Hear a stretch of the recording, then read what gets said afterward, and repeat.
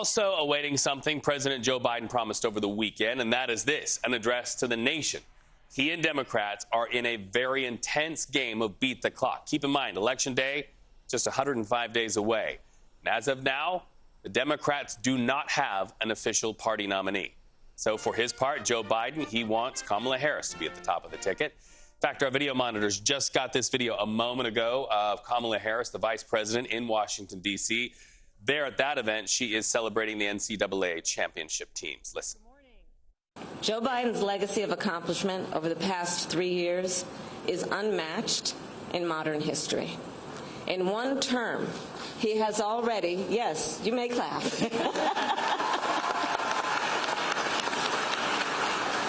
In one term, he has already surpassed the legacy of most presidents who have served 2 terms in office. And I first came to know President Biden through his son, Beau.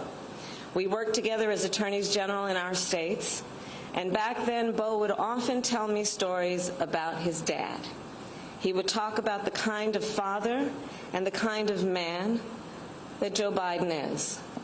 The qualities that Beau revered in his father are the same qualities that I have seen every day in our president. So our CBS team's also chasing down conversations that happened on the sidelines over the weekend. You might have heard mention that Senator Joe Manchin was getting a few headlines. He's of West Virginia, and there was talk that perhaps he wanted to challenge Kamala Harris for president. He cleared that up on CBS Mornings. Listen to his thoughts. I'm not running. I am not running for office. I could not believe that there was not going to be a primary process or a mini process. Other countries do it.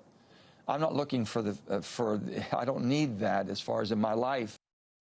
All right, so that is from Senator Manchin. Right now, we can tell you the vice president is quickly lining up endorsements from major figures across her party. CBS News' Weijia Jiang is live in Delaware. We understand Harris will be there a little bit later today for a campaign event.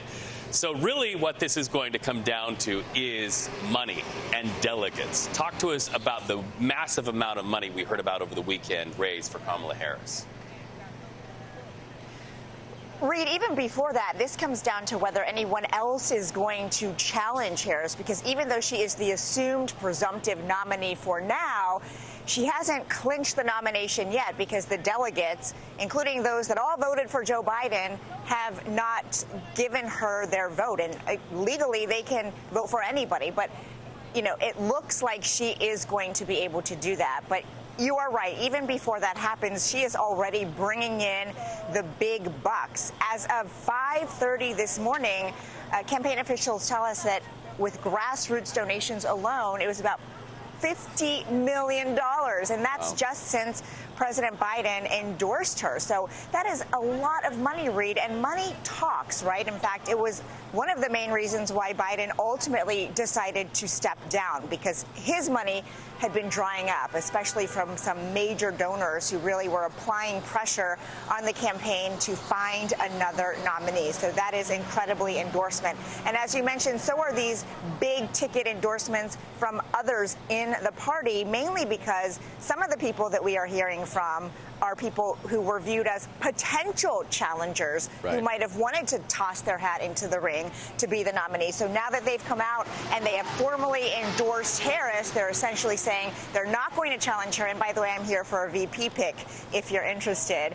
And so there's still a lot of big decisions from the vice president, but she will be coming here to campaign headquarters in Wilmington, Delaware this afternoon. We expect her to address the staffers here, and we are told that everybody on the Biden team right now, it was the Biden-Harris team, they were told from the campaign manager and the campaign chair that everyone still has a job and that they're just proceeding as they were, except the nominee, they say, is now the vice president.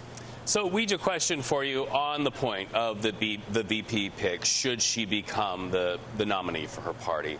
There are really 2 strategies that I can see she could take. Number one, she could await that the delegates actually name her their candidate, the one to go in the race up against Donald Trump. Or 2, she could hint very clearly to the American public that she has chosen these 3 names, almost as a testing ground.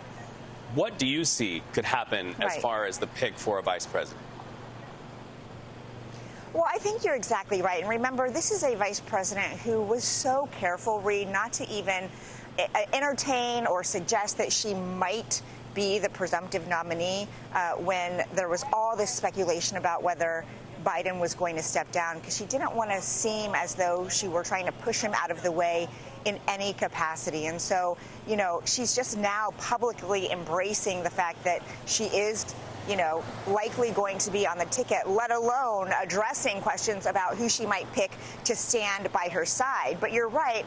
I think it matters so much, because the big question I'm hearing from Democratic sources and donors is who can fill that big gaping void that Joe Biden is going to leave behind on the ticket? Who can appeal to moderate voters? Who can try to get those swing state voters to vote for their ticket instead of Republicans? And when, you know, you drill down on it, there aren't that many people. So in terms of shortlist, it is an interesting strategy to get the names out there as quickly as possible to see how the public responds. But there is a problem. You know, some of these people are not known at all on the national stage. And so they're going to need time to ramp up that energy and support and make sure there is name recognition, because as of right now, you know, when it comes to Josh Shapiro, governor of Pennsylvania, Roy Cooper, governor of North Carolina, Andy Beshear, governor of Kentucky, these aren't necessarily household names. And there was one, by the way, Reed, who